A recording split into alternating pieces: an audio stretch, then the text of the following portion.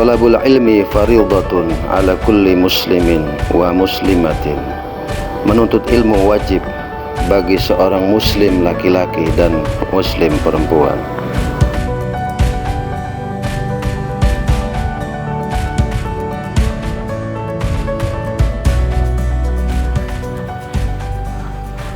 Bismillahirrahmanirrahim. Assalamualaikum warahmatullahi wabarakatuh. Waalaikumsalam. Alhamdulillahil wahidil qahar. Assalatu wassalamu ala sayyidina al-mukhtar wa ala alihi al-athhar wa ashabihi al-akhyar. Ashhadu an la ilaha illallah wahdahu la syarika lah wa ashhadu anna sayyidana wa nabiyyana Muhammadan abduhu wa rasuluhu la nabiyya ba'dah. Amma ba'du, qala ta'ala fi kitabihil karim. A'udzu billahi minasyaitonir rajim. Bismillahirrahmanirrahim. Wa ma khalaqtul jinna wal insa illa liya'budun. Wa qala Rasulullah sallallahu alaihi wasallam, ma huwal ihsan? Al ihsanu huwa anta ta'budullah ka'annaka tarahu fa illam takun tarahu fa innahu yarak. Ma'asyiral muslimin rahimakumullah. Mari senantiasa kita tanamkan rasa syukur kehadirat Allah Subhanahu wa taala atas limpahan rahmat dan hidayahnya, terutama nikmat iman dan Islam, sehingga dengan kekuatan iman dan Islam itu kita masih bisa menghadiri majelis ta'lim ini yang insya Allah diberkahi Allah, ya, dan pasti diberkahi Allah karena sesuai dengan hadis Rasulullah bahwasanya barang siapa yang duduk di majelis ilmu walaupun hanya sesaat, itu lebih baik daripada dia beribadah sholat sunnah 1000 rakaat. Salawat serta salam senantiasa tercurah kepada junjungan kita Nabi Agung Muhammad Sallallahu Alaihi Wasallam. Semoga kita diberikan kekuatan oleh Allah Subhanahu Wa Taala untuk senantiasa menjalankan sunnah-sunnah beliau. Karena tanpa menjalani sunnah-sunnah beliau, kita tidak diakui sebagai umatnya. Karena dengan kita dengan menjalankan sunnahnya, itu bukti bahwa kita mencintai beliau. Barang siapa mencintai beliau, maka akan bersama beliau di surga, kata Rasulullah SAW. Jadi jangan mengaku umat Nabi kalau tidak cinta Nabi. Jangan mengaku cinta Nabi kalau tidak melaksanakan sunnah Nabi. Banyak orang ngaku saya umat Nabi Muhammad, tapi sholat sunnah aja nggak pernah. Sholat tahajud nggak pernah. Sholat hajat, duha nggak pernah. Ya memang sunnah-sunnah masih banyak, sunnah-sunnah Nabi yang lain. Tidak hanya sholat sunnah saja, masih banyak sunnah-sunnah Nabi yang lain. Ma'asyiral muslimin rahimakumullah, kita sudah membahas rukun Islam, rukun iman, ya. Kita sudah memahami kewajiban kita sebagai muslim, ya. Kita sudah memahami keimanan kita, apa yang harus kita imani dari rukun iman yang pertama, iman kepada Allah, sampai iman kepada qada dan qadar, yaitu takdir baik dan buruk yang Allah tetapkan kepada kita.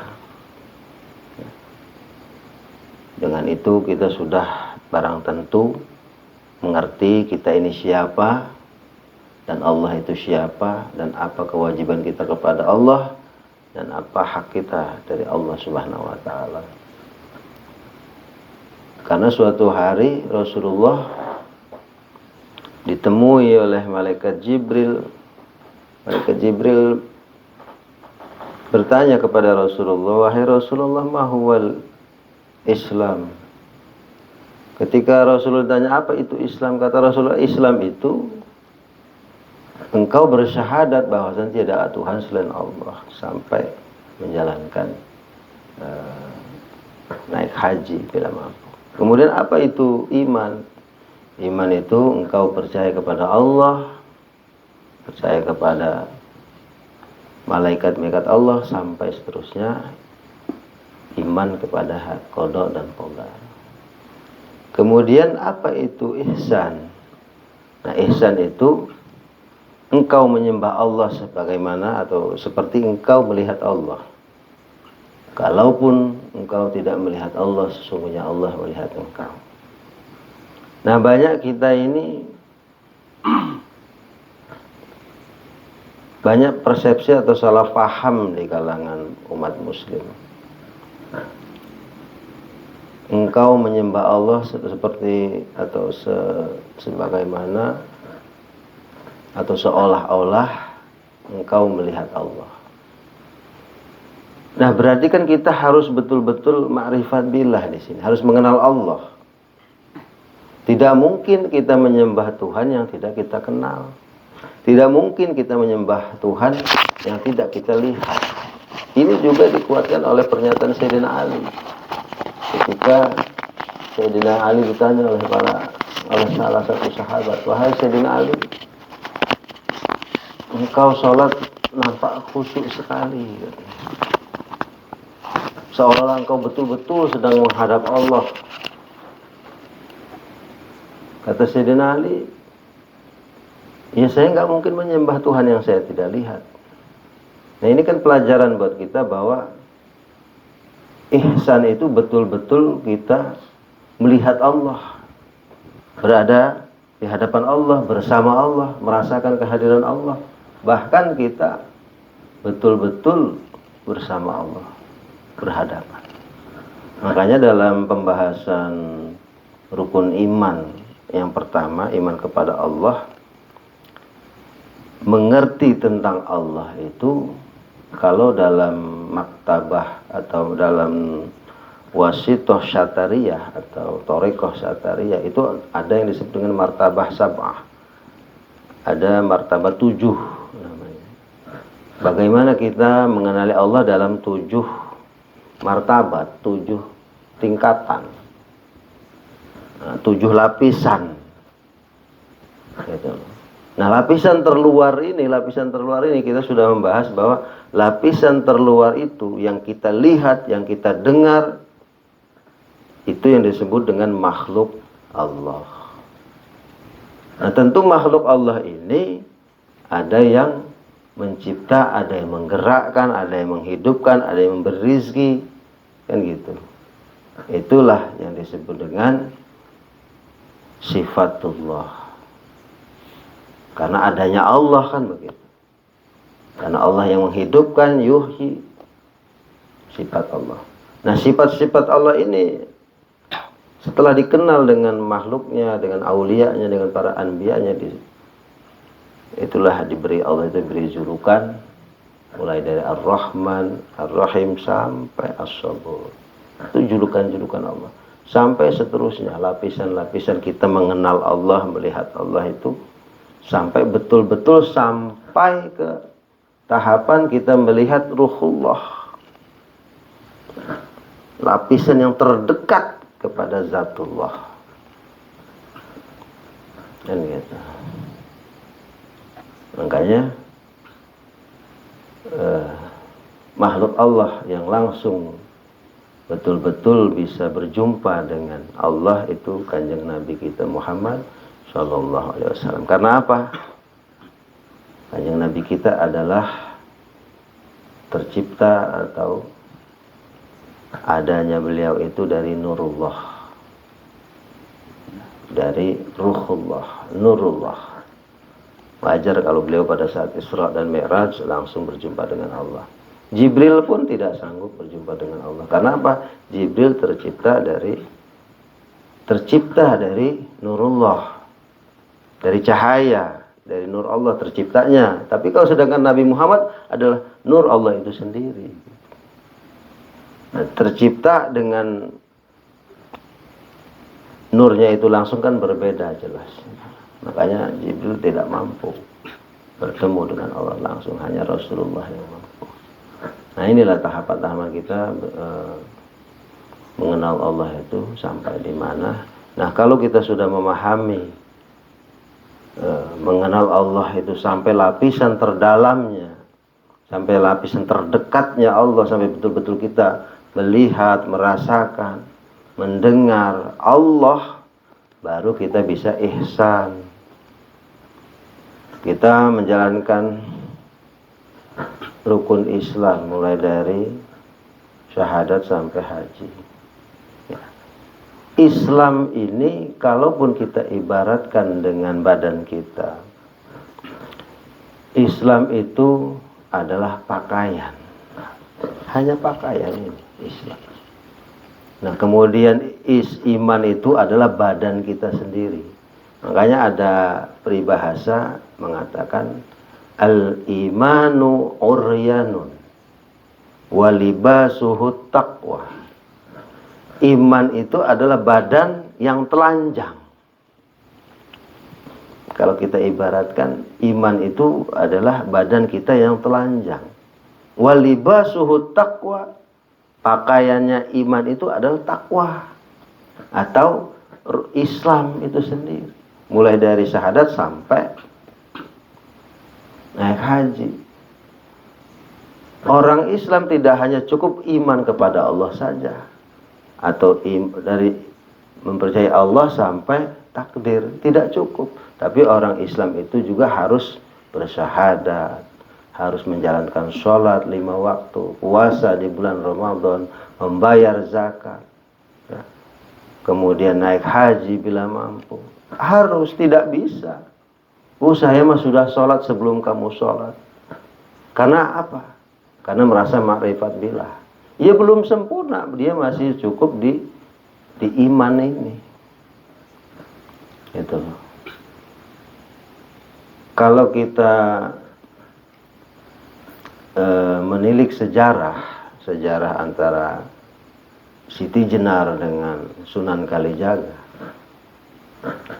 ajaran-ajaran Siti Jenar ini lebih mengarah kepada pelaksanaan rukun iman. Artinya ibadahnya hanya ibadah batin saja.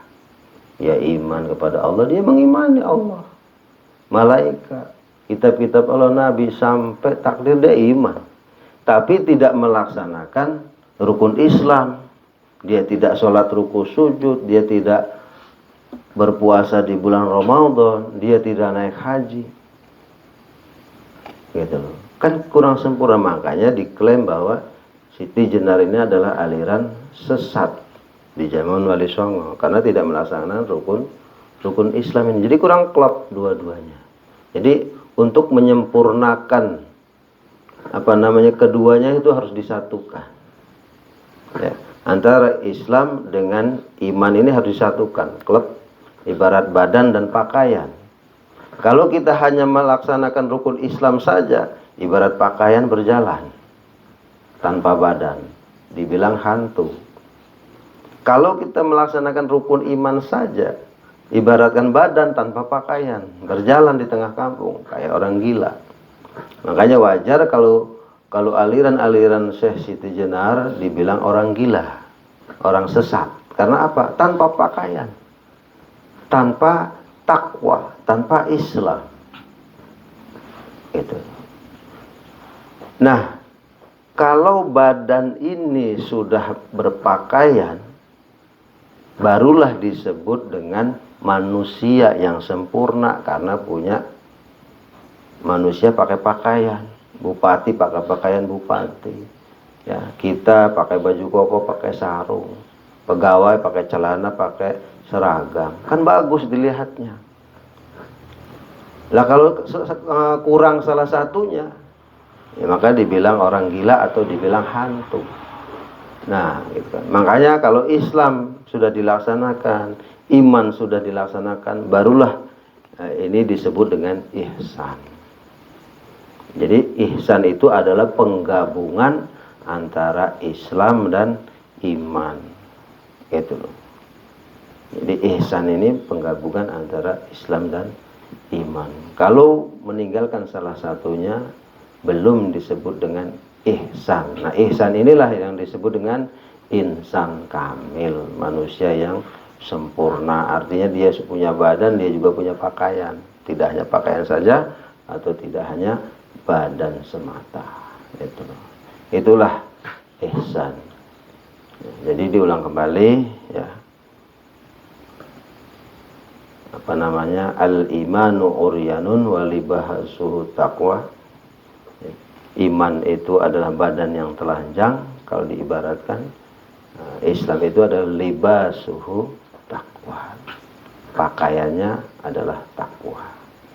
Itu loh. Nah, kesempurnaan inilah apabila kita sudah bisa melaksanakan Islam dan disempurnakan dengan keimanan.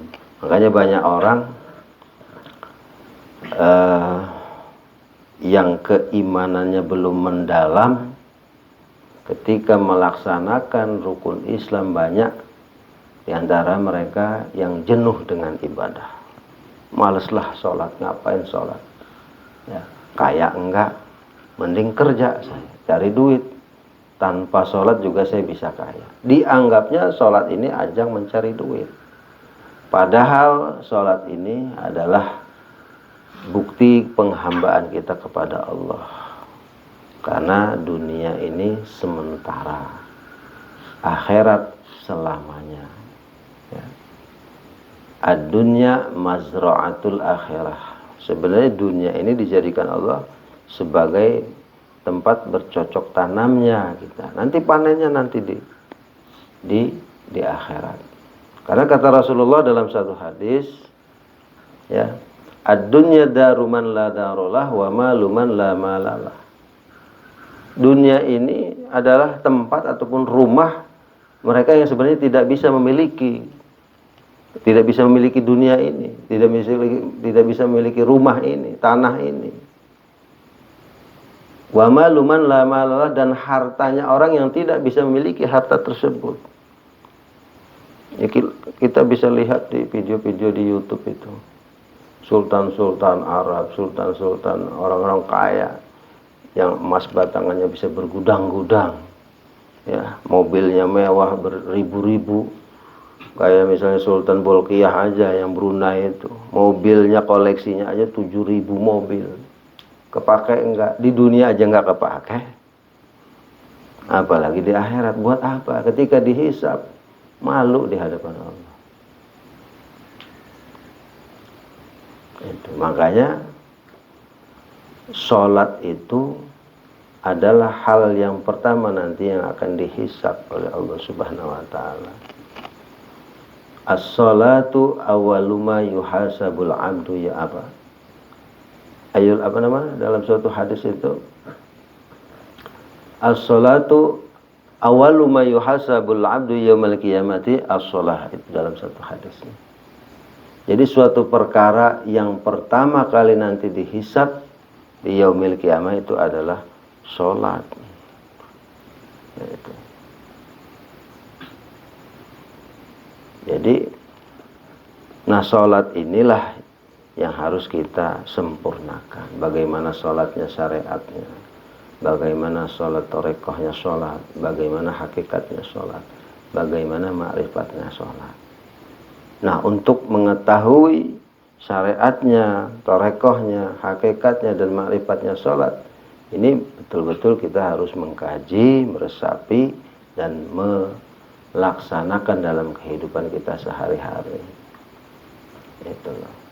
Nah, makanya antara Islam, kembali lagi, iman dan ihsan ini harus betul-betul kita pahami, sehingga antara Islam dengan iman dan ihsan ini harus betul-betul menjadi satu kesatuan yang kita laksanakan baik dalam peribadatan kita kepada Allah ataupun dalam kehidupan kita sehari-hari bersama sesama. Karena apa? Ini mengatur kehidupan kita, hablum minallah dan hablum minanas, ini tidak bisa kita pisahkan.